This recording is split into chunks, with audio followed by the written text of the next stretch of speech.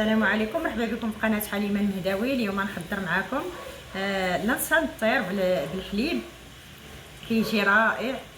غنحضروا معكم بطريقتي. عندي هنايا واحد الكاس، ما درتش واحد الكميه اللي هي كثيره. كيف كيمكن لكم نتوما راه ديروا الكميه اللي كتناسبكم والكميه اللي بغيتوا تحضروا بها هاد الوصفه هذه. عندي كاس ديال لسان الطير اللي شديته وغسلته مزيان، نقيته وغسلته مزيان، حيت ملي كيكون هكذا ديال العبار ضروري خصنا نقيوه. وغسلته مزيان، ودابا غندوز باش نشارك معكم الوصفه.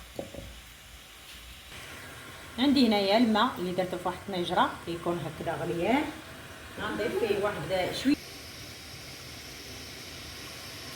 عندي هنايا الماء اللي كيكون غليان درته في واحد الطنجره حتى كيغلى. غنضيف مليحه بحسب الذوق ديال كل واحد. غنضيف شويه ديال البزار حتى هو حسب الذوق ديال كل واحد، نضيفو غير القليل. غنضيف كذلك شويه ديال الزيت، غير شويه ماشي بزاف، حيت حنا غنحضروا هاد لسان الطير بالحليب كيف ما قلت لكم.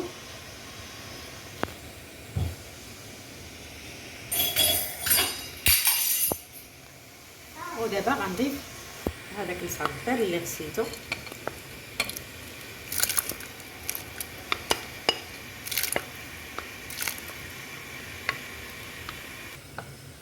كيف ما كتشوفوا من بعد ما ضفت هذاك لسان الطير هكذا كنخليه يطيب مره كنحركو باش ما يلصق لينا. غنبدا نحرك فيه هكذا، نخليوه على عافيه مهيله حتى كيطيب ونكمل معكم الوصفه.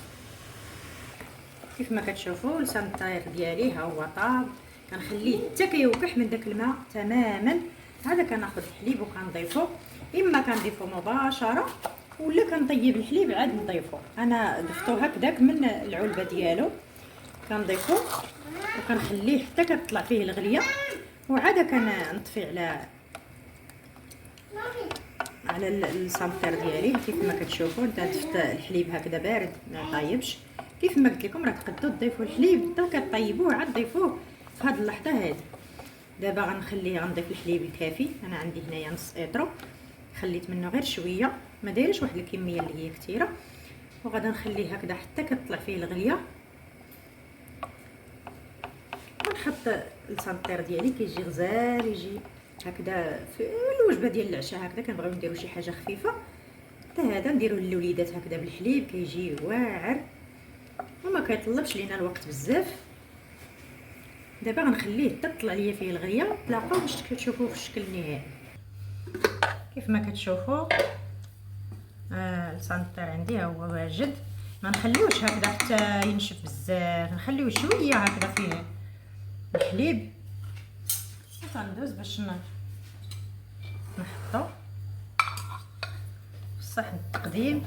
كيف ما كتشوفوا تبارك الله راه كاس دار ليا واحد الكميه اللي هي كثيره.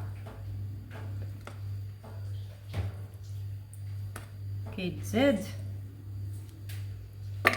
غير جربوه بهذه الطريقه بالحليب، راه كيجي واعر هكذا للوليدات.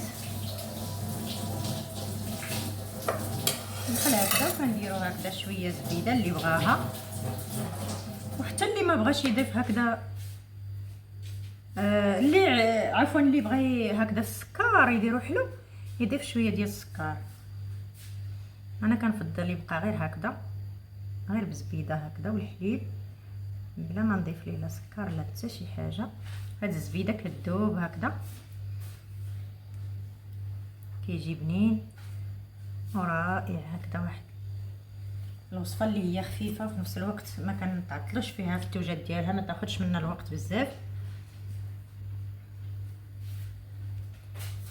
وهذه هي الوصفه ديالنا، كتجي على هذا الشكل هذا كيجي رائع. ما تنساوش الى عجبتكم الوصفه دعموني بلي لايك وتشتركوا في القناه وتفعلوا الجرس باش يوصلكم كل جديد. وبسلامه عليكم، تلاقاو مع فيديو جديد ووصفه جديده ان شاء الله.